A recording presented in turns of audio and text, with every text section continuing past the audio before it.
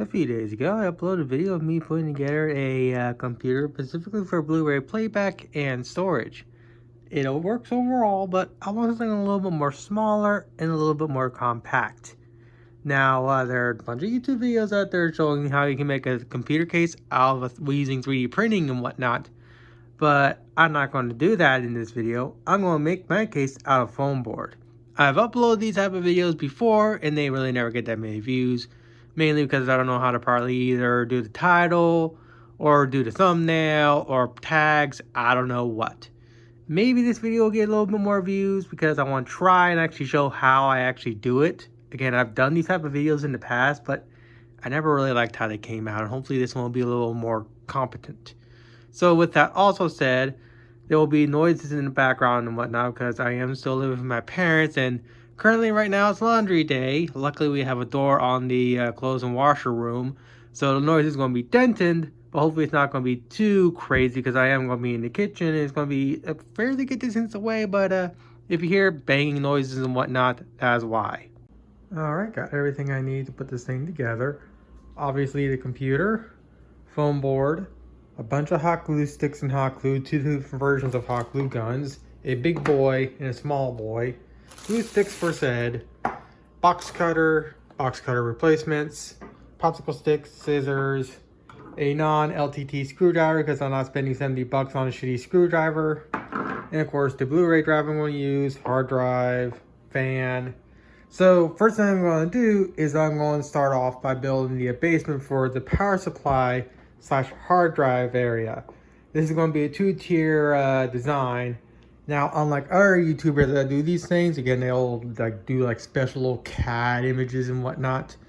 I'm not going to do that. I'm just going to go as I see fit. I already have an idea in my head of how I'm going to put this together, but I need to first start planning things out. Once I get the basement figured out, then the rest of it's going to go by relatively fast-ish. It's still going to take quite a few hours to put together, but generally speaking, unlike, well, I mean, you can probably do the same with a 3D printer, but I can make this thing as small and as compact as I want, which yes, you can do with a 3D printer too, but doing it out of foam board is just, in my opinion, far more better. I don't know exactly how I'm going to do this tutorial, but I'll at the very least show generally how I do it, and if you're creative enough, you'll be able to hopefully replicate this yourself if you're going to build a case out of foam board. So with that said, when it comes to actual foam board, I would suggest getting some nice robust foam board, which is called tough board or something like that, instead of using the stuff from Dollar Tree and whatnot. Yes, you could use it, but it's not as strong and it's not as durable as a tough board, or this is the particular board I'm using, and generally speaking, it actually does the job just fine. For the longest time, I've been using Elmer's tough board, but they stopped selling that around the year COVID came around. Fuck you, China. So I've been having to buy from a different brand, and so far this brand has actually been relatively about the same when it comes to actual durability. So with that said, let me start off with the power supply chamber and hard drive chamber. Alright, so the first thing to already note is I already have a size I want to keep. I want to keep it within the footprint of this sheet of paper.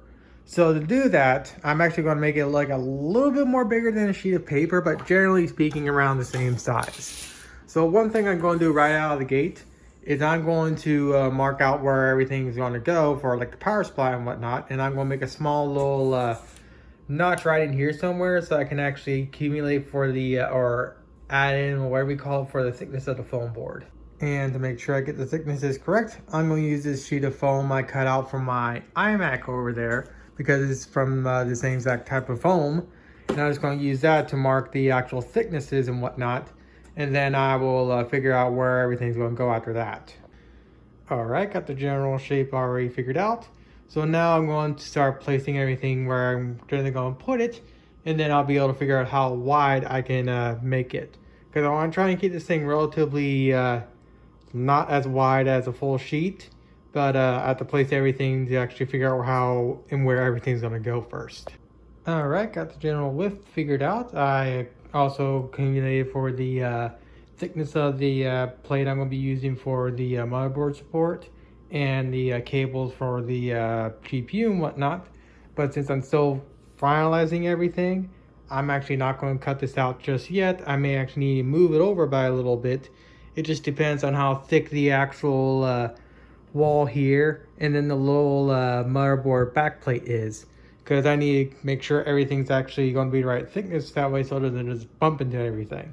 With that also said, at least I have a room for a 120mm fan either in the front or in the top or slash back, depending on how I actually plan everything out. I'll kind of explain how I'm going to cool the GPU off, but I need to first get this fully figured out first. Alright, so the first thing I'm going to do is I'm going to trace out the actual dimensions of the motherboard, and then I'm going to attach my standoffs, and then I'm going to put my standoffs where the motherboard goes, or actually, no, I'm going to use a screwdriver for that. Give me a second. Alright, got the plate out. I added a little bit of extra thickness to the side that's going to be inside and whatnot. So when it comes to actually mounting the motherboard, I'm going to drill a hole into all four of these little popsicle sticks. These are jumbos cut to a certain size. I don't know what size. I just cut them to a size that I thought that would fit perfectly. I'm going to drill a hole that will correspond to some standoffs. These 4 standoffs will be more precise. So let me get those holes drilled and I'll come back and show you what I'm going to do next. Well, popsicle sticks are being a bit of an annoyance right now. Sometimes when you go to drill them and whatnot and put them into the screws you set them for, they like to split in half. So the idea here is to get another one set up here and then basically trace out where those little popsicle sticks are at, and then use a bunch of hot glue and just entrench them into that. That way so I can still easily remove this board if I want to upgrade down the road, or just have a way so it's a little more or less messy. Because when I'm actually done putting this thing together, taking it apart again is going to be kind of impossible, which is kind of upsides of doing a 3D print case. But you don't have to spend like 3-4 days printing just to build a case for your computer, when generally speaking using foam board is maybe a couple hours, maybe 6 hours max, and maybe a little longer if you really want to try and get everything nice and compact, or when your attachment methods are breaking apart on you at the exact same time. But whatever, I'll get this dealt with off camera and I'll come back later. Alright, got everything aligned the way I want. I did the little give me a second, did the little markings I want to do, so now I know where to do the cuts. And then what I'm going to do is I'm going to use my big hot glue gun right here, and I'm just going to hose these areas here with hot glue, fully entrenching these, that way so they don't break over time. And one of the other reasons why I'm doing this is because I built these, I used to do this a lot back in the day, and I'll just hot glue the motherboard directly to the foam board, which yes would work, but eventually as time goes on and the thing heats up, the hot glue would just detach over time. And doing this method here, it does require a little more time and effort, but it's a more proper, secure way of making sure the motherboard stays put even as things heat up. So with that said, I'm going to cut these pockets out and I'm going to glue everything together and come back. Or I don't know how I'm going to do this, because again, I never really do a tutorial like this before and I never really like how they come out. And I'm trying to make this a little more easier to understand for someone who wants to re-replicate this. Alright, hot glue gun is nice and hot. I already adhered everything. I didn't really show how to do it, but I mean, it's really simple to do. I just put a bunch of hot glue in the little crevices, and I use this little piece of paper to make sure it doesn't get onto the table. Once I get all that done, then I pressed it down, made sure that these were properly all aligned, and then I let it sit for like 5 minutes, because this is a high temp hot glue gun, so it takes a little while for the hot glue to cool. So with that now done, I'm going to now unscrew the board from the little popsicle sticks, and I'm going to trim the excess off and whatnot with a box cutter and whatnot. So I'm going to get that done off camera and I will come back. With that said, if you're going to do this yourself, when you go to trim off the excess, especially like on the jumbo popsicle stick right here for instance, take your time, go slowly, that way so you don't break the actual popsicle sticks.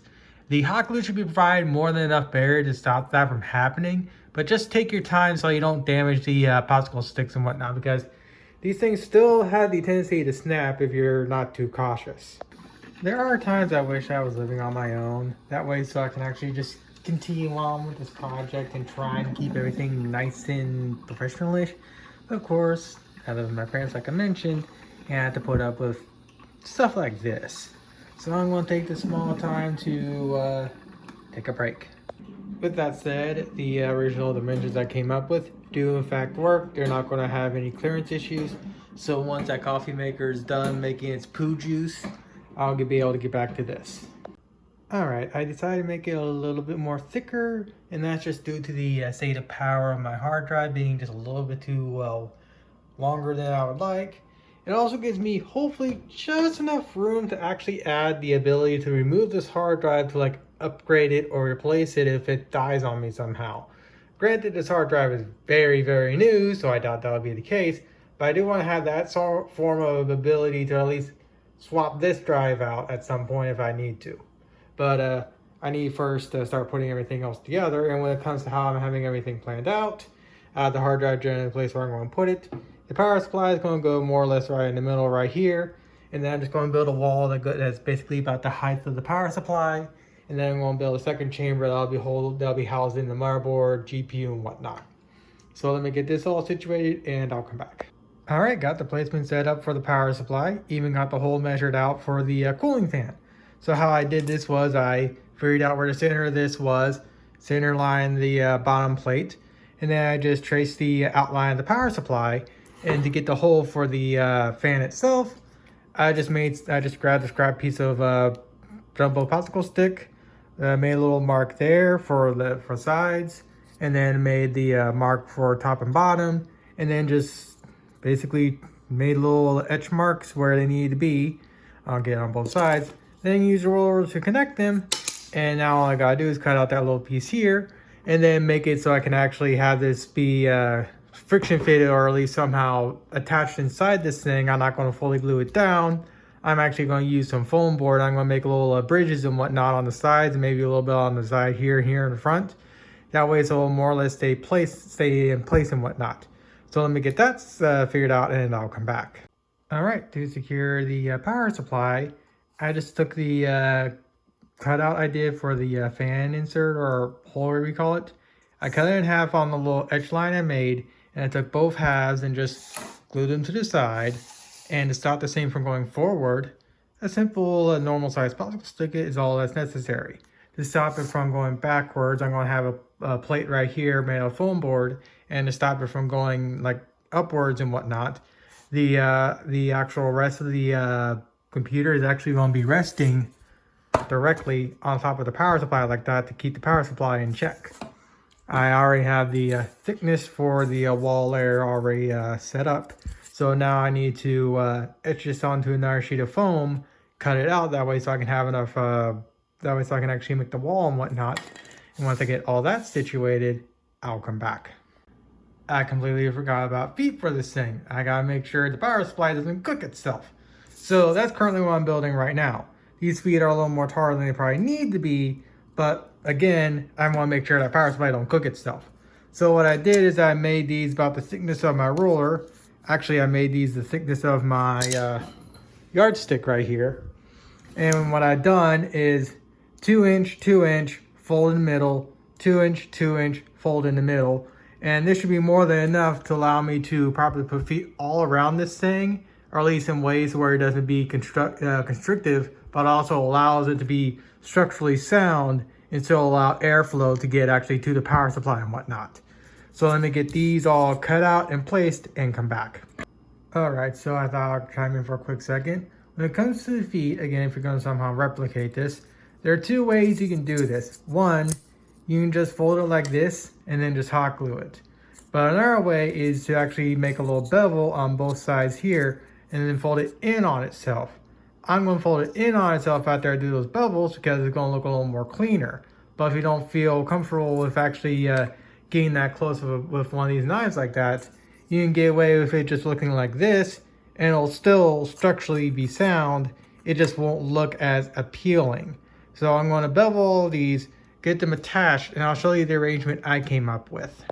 All right, here's how I have the feet planned out and whatnot. It's generally really all I need to be doing. Now I would, now I'm kind of thinking maybe putting a little bit right down here, but knowing how structurally sound this is going to be when it's going to be put together properly, it's not going to be an issue. And for those that, if this video somehow takes off, which I doubt it will, but if it does, I built stuff that had to be structurally sound in the past. I used to, and I still want to, build life-size anime figurines. I still technically have one I'm working on. This one right here, as in she has a somewhat unique-ish pose, and I have to make sure she's nice and sturdy. Hence why I'm able to basically take what I do with these figurines and convert it over to a support system for a custom computer case and whatnot. And here's a finished off figure for reference. This one's posed as intricate, but still. These have to be structurally sound, and just like that computer case needs to be structurally sound, I'm able to basically replicate what I do with these and put it into a computer case. So with that said, I'm going to now get the sides up for this thing, and I'm going to see if next time I'll implement a swappable hard drive into the case also. Alright, I got the bottom half finally complete. I don't think I actually showed off how I'm going to have the hard drive, but I might as well do that right now. So the hard drive just more or less goes into these little places here. Here's the hard drive. And the hard drive will just slide right into here. If I can more or less get it to this snug. There we go. It goes in just like that. And I really can't think of a way to actually get it to where there's a door to where I can remove it. So instead of just hot gluing the two halves together, I'm just going to use duct tape. It's going to be more than enough to secure everything down.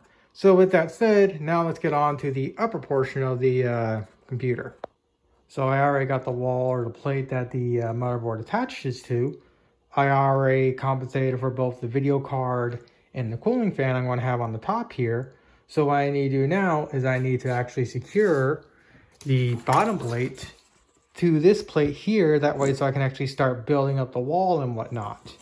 So also what I need to do is I need to figure out where exactly I'm going to cut a hole in this thing, because as you saw with the bottom plate that the power supply and the hard drive goes into, I have some massive cuts cut out. With the way this case is designed, the air comes into the bottom, it'll come through the hole I cut out here, going into the GPU, and then supplementally into the CPU, and then exhaust it out of the top with one little 120 mil fan. So this is going to be a static pressure case. And again, since I'm not doing any gaming on this thing, or that I'm going to when I'm done building it, just for heat soaking and whatnot, it will be completely fine, because all I'm asking this thing to do is play Blu-ray players, or play Blu-ray discs, and also have some form to actually back them up and whatnot. Alright, and just like that, got a hole cut. It's just the size of a standard old CD. And reason being, that way so there's enough hole air, or enough cut out for both the GPU to get air, while also getting enough air for the CPU. So yeah, it's ugly and whatnot, but it should more or less do the job. So the next step to do is to make sure I get this properly aligned with this and start building the rest of the walls and whatnot for it. So I'll come back in a little bit, because while building the walls is pretty simple, since I already have the base height already figured out, I just need to basically trace this onto more sheets of foam and just cut the sheets of foam to fit the size of the rest of the actual case and whatnot. And of course my speech is now getting slurred because I'm now a little bit more tired than I normally was, so I'm not exactly able to properly think like I normally do. Granted, I really can't think in the first place, but whatever. Alright, so when it comes to getting the backplate installed, it was a massive pain in the butt because I never was able to really get it properly centered. I got it centered properly enough to where I can get Ethernet and USB and whatnot. Even though this one looks completely off, it's actually really off because I can't really get this go any farther than what I got right there. But if I grab a thumb drive here, I can still, well, theoretically jam it in there, but I can't. I gotta go resolve that. But getting this faceplate on was such a massive pain in the ass. I don't know why it's completely out of whack like that, but it would be nice if this motherboard had a proper I/O shield just mounted directly to the board, So if you're going to try and replicate this, at least try and make it to where your I/O plates are directly attached to the board, because if not, you're just going to run into this bull crap and it just looks uglier than sin. Now, yes, I don't need this, especially considering this is just going to be put away in a corner somewhere, collecting dust when I'm not using it. But I still want it to at least look halfway decent for a YouTube video. But granted, also, I kind of want it this way because, well, it shows that it's hand built and not 3D printed. But I am going to try and resolve that. But I generally have it all set up now for just generally to see how it'll look. It's overall relatively smallish and compact. So what I need to do now is I actually need to make sure this thing actually works. Because even though I'm going to make it to where I don't have to fully seal it up, I want to make sure first that this still works before I actually finish everything else. So I'm going to rework this, and I'm going to come back and test this thing to make sure it still fires up. All right, back in my room, I got everything kind of situated. So theoretically, this thing should just power right up if I hit the right key. There we go.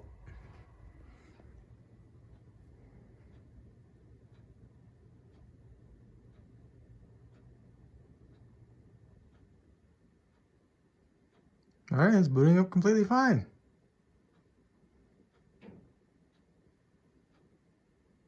The question is, will it get to the desktop or will it blue screen? All right, we got to the desktop. I think it's today the computer works completely fine. So now I gotta do the final steps of putting it together. All right, so some time has passed. I actually played CSCs for like maybe an hour or so. I need a little break. So I got the side panel on. So initially I was hoping this was going to be a friction fit, but it's kind of not. So I'll have to figure something out for this. The reason why I have the side panel the way it is that way, so if I need to get in here and work with something, I have all the room necessary to do it. Especially considering I'm going to have this faceplate here all covered up and whatnot. So I already got the hole cut out for the Blu-ray drive. So the next step for me to do is actually properly mount the Blu-ray drive. When it comes to powering it, I'm going to use that little special SATA power that I showed in the previous video. I just got to wire it up. I'll do that a little later on. So I'm going to figure out a solution to properly mount this and come back. Alright, it's now the next day. I worked on this thing all night, or all day basically, and I was tired. So I got the front attached. I added in a little power button, though the little connectors that actually connected to the motherboard have been cut off. I used them in something else, and I don't know where they're at. I made a little platform for the Blu-ray drive. It's fairly simple. I cut a main piece right here to size to fit generally the length of the length and width of the drive. And then I cut this little 90 degrees so it can actually stop it from going inside the case and whatnot. And then I have these two little side pieces right here to stop it from going side to side. This little bracket right here on the top from stopping it from getting pushed upwards. And then I have this little bracket right here to stop it from getting pushed inside the case and whatnot. And the way I did this is that if I need to replace this because it dies, upgrade it down the road, or whatnot, I can just easily slide it out and swap in the new one, because these laptop drives are all the same standard. So I just gotta make sure it's a slim drive and it'll just fit. So the next step for me to do now is to figure out how I'm going to attach the roof and figure out how I'm going to more properly secure the door, because the door really isn't that easily secured and it's just kind of just easily flopping in and out. I'm thinking of either taping it together, because generally speaking, I don't think I'll be messing this thing that much when I get it all put together. But I still want to have the ability to easily pop it open when I need to. Same thing with the lid.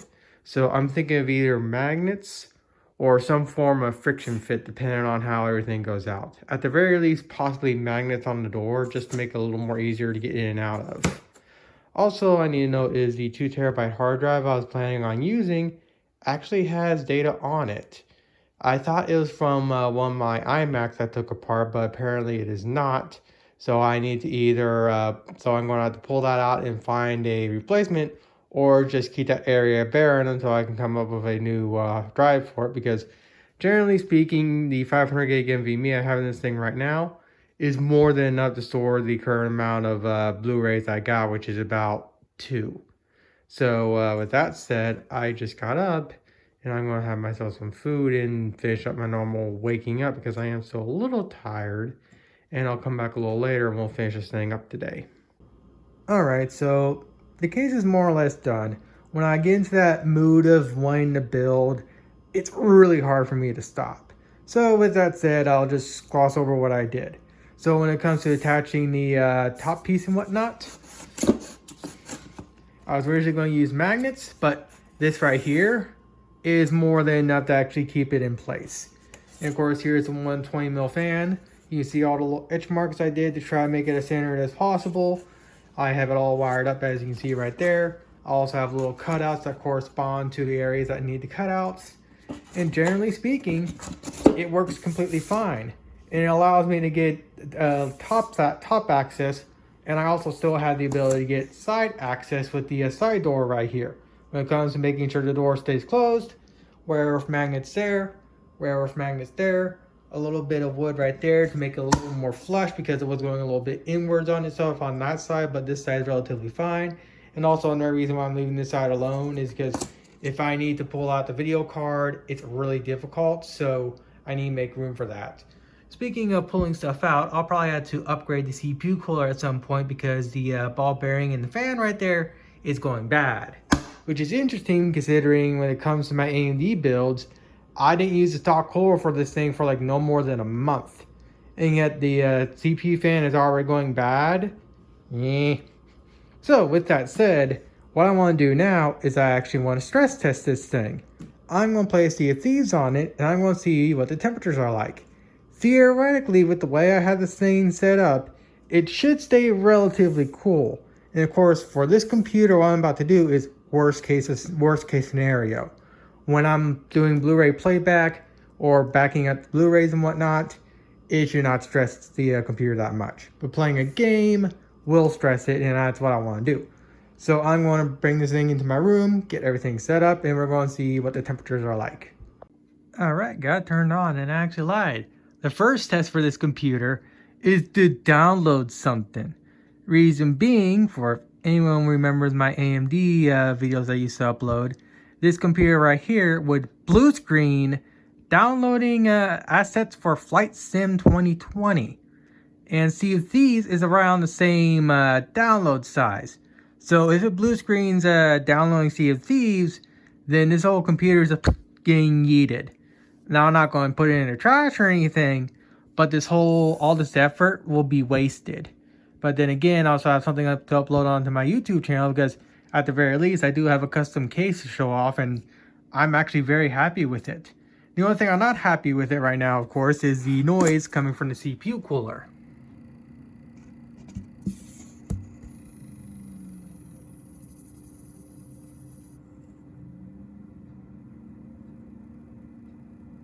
And as you saw, the noise went away when it started spinning up. So it's not hitting anything, but there's a ball bearing going bad. And right now it's not as noisy, but it's still there. So I'm going to deal with that at some point. Because even though this is going to be used for Blu-ray playback and whatnot, the last thing I want to do is boot this thing up and hearing that stupid ball bearing making all that racket.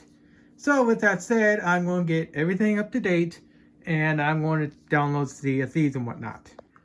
Alright, so far so good. It hasn't blue screened. It's downloading everything completely fine. I don't like the download speed, but I'm going to blame Microsoft servers on that. Alright, Sea of Thieves loaded in completely fine. Didn't blue screen at all. With that said, I'm going to idle on the main menu for a while. Currently I'm getting about 180 FPS. And temperatures are well within reason. Again, I'm using a blower style GPU, so obviously the temps are going to be a lot hotter than normal, but what matters is how hot everything gets. So I'll just let this sit for a while and I'll come back a little later. Alright, some time has passed and generally temperatures are well within reason. So with that said, I'm actually not going to play this game for a bit with a controller. It's going to be painful. Alright, generally speaking, temperatures were completely fine.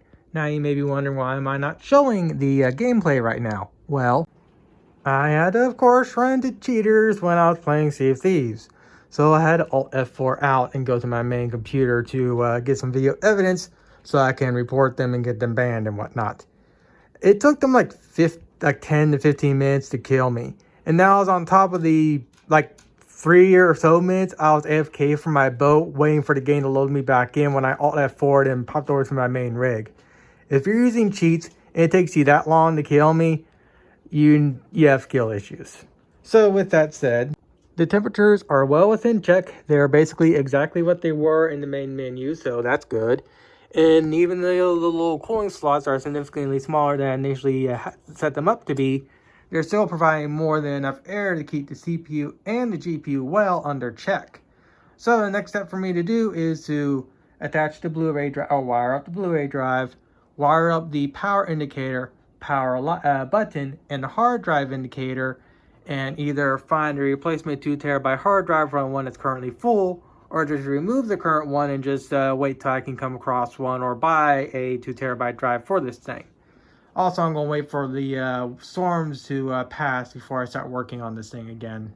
Alright, doing some Seas of Thieving. With that said, I decided to load up the old NVIDIA tech demo here to actually basically re-replicate the temperatures that I was seeing on Sea of Thieves. Now, the only thing that's different is the CPU temperature. The CPU temp is around 140, but the GPU temperature is basically exactly the same. So this has been running now for about maybe an hour or so, give or take. Which means, like I said before, the cooling solution I have set up for this thing does more than enough to keep everything nice and cool. It keeps the CPU cool, it keeps the GPU relatively cool. I mean, it's a blower style, so it's going to be hot no matter what. But generally speaking, having it as a static pressure case like this works completely fine. So with that said, it is now 3 a.m. Yeah, 3:20 a.m. I'm currently in the process of finishing up a tall tale that we're about to get done with. I'm going to go to bed after that. And later today, I'm going to hopefully finally get this thing fully ready to go. I'll get the Blu-ray drive connected, get the power LED and hard drive LED connected somehow, and actually have this thing finalized. I still need to also swap out the hard drive, but again, I'll deal with that when I'm more awake, because doing Tall Tales and Sea of Thieves is pain and misery. I also forgot to mention the resolution I'm playing the tech demo at is at 1440p. That was the same resolution of Sea of Thieves, and when it comes to Sea of Thieves, I was running around the 70 or so FPS on a 980. That's actually quite impressive, and I was at medium settings, and the game looked relatively fine. Now, of course, I dumped it to 4K, the frame rate tanked, but seeing 70 FPS and Sea of Thieves at 1440p medium on a 980 is honestly very impressive. Obviously, the 980 is hating life doing this tech demo, but this tech demo hits it harder than Sea of Thieves. Now everything is all ready to roll. Everything's working as it should, and I'm able to play the Blu-rays and back them up, as you can tell right here. And generally speaking, I'm very happy with how well this thing came out. It's actually not too ugly, but also it has that handmade look, which is what I was wanting. And when it comes to the internals, it's not the best, it's not the worst, it's more than enough, and it provides more than enough adequate airflow. So I think that's pretty much it for the video, because, well, I got what I wanted, and I can't be more happier. And makes it even better is that I built this myself. I didn't use a 3D printer or anything like that. I just built it through just normal knowledge of how I build these things. It's the easiest way I can explain it. When it comes to the 2TB drive I was talking about earlier, I actually removed it because I actually don't have one or a spare one laying around that I'm willing to use. So the 500 gig NVMe I have in this thing right now is more than enough to back up 6 Blu-rays, I believe. But as my Blu-ray collection theoretically starts increasing as I find the Blu-rays I want, that will change, and I will need to upgrade to or add a higher capacity hard drive. But I'll cross that road when that actually comes. So when it comes to the video, that's pretty much it.